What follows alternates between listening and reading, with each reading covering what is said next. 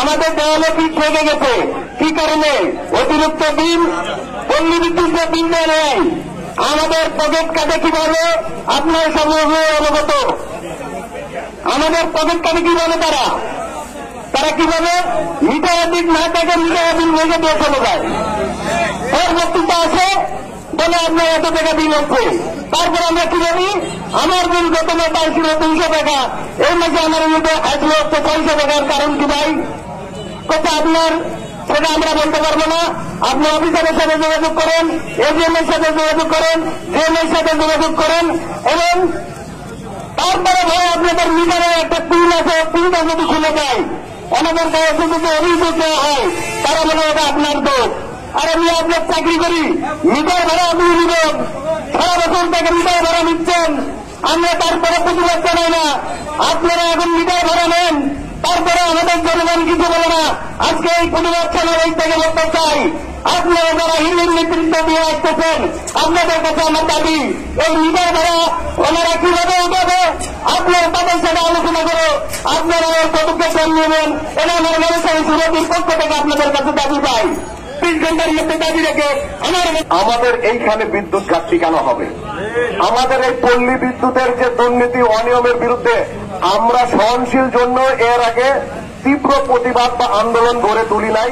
আমি সবাইকে অনুরোধ করব, আগামী দিনে হাকিমপুরের স্বার্থে দল মত নির্বিশেষে এবং এই পল্লী বিদ্যুতের যে এজিএম আছে তাদেরকে জিজ্ঞেস করলে বলে মূল গ্রেডের লাইন নাই, জাতীয় গ্রেডের লাইন নাই, পার্বতীপুরের লাইন নাই, নানান বুঝ দিয়ে ছেড়ে দেয়। কিন্তু আমরা আর এই ধরনের বুঝ শুনতে চাই না। আমরা আজকে এই প্রতিবাদ সমাবেশ থেকে বলতে চাই, হাকিমপুরে নির্বচ্ছন্ন বিদ্যুৎ আমরা চাই, না হলে পরবর্তীতে আমরা বিদ্যুৎ অফিস ঘেরাও করব এবং এই যে এজিএম আছে তাকে আমরা আমাদের বাজার সমিতির তো সাধারণ সম্পাদক বলে গেল 24 ঘন্টা। তো আজকে আমরা দেখি কি হয়। ইউনো মহোদয় গতকালকে একটা চিঠি পাঠিয়েছে, যদি বিদ্যুৎ স্বাভাবিক গতিতে ফিরে না আসে আমরা এরপরে পল্লী বিদ্যুৎ হাকিমপুরবাসীকে নিয়ে ঘেরাও করব। যখন আজান দেওয়ার পরে নামাজে যখন দাঁড়াবো, এসি চালু আছে, গরমের মধ্যে মানুষ অস্থির। আমি ম্যাক্সিমাম মাগরিবের নামাজটা কেন্দ্রীয় মসজিদে পড়ি। আল্লাহর হস্তে ওই সময়টাই প্রথম রাকাতে যাবেই বিদ্যুৎ, প্রথম রাকাতে যাবে। তার মানে আপনি যেন জেনারেটর চালু করতে না পারেন, গোটা নামাজটা যেন গরমের মধ্যে আপনি পড়া লাগে। কেন ভাই? আপনারা এটা তো আরো আধা ঘন্টা আগে দিতে পারেন। অন্তত নামাজের সময়গুলোতে আপনারা বিদ্যুৎ সংযোগটা দিয়ে রাখেন। তো এইটা আমার মনে হয় এটা হচ্ছে তাদের বদমাইশি, দুষ্টামি।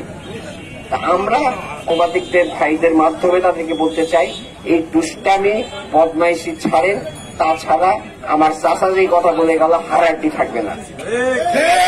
এখান থেকে বলতে চাই যে অন্তত যাই করেন আমাদেরকে বিদ্যুৎ কখন দিবেন, কখন আমরা বিদ্যুৎ পাবো সেটা আমাদেরকে স্পষ্টভাবে জানাই দেন। আর আরো কিছু ব্যাপার আছে, আপনার টিউবওয়েলের ব্যাপার আছে, আপনার বাড়ির সংযোগের ব্যাপার আছে। একটা মিটার বাসায় নষ্ট হয়ে গেল, মিটারে দরখাস্ত করলো, ঘুরতে ঘুরতে ঘুরতে ঘুরতে 15 দিন 20 দিন 1 মাস আপনি পার হয়ে যাবে, আপনি মিটার পাবেন না। কেন? আপনার বাড়িতে যদি কারেন্টের সংযোগ বিচ্ছিন্ন হয় আপনি ফোন করে দেখেন তো, নাহলে 3 দিন সময় লাগবে।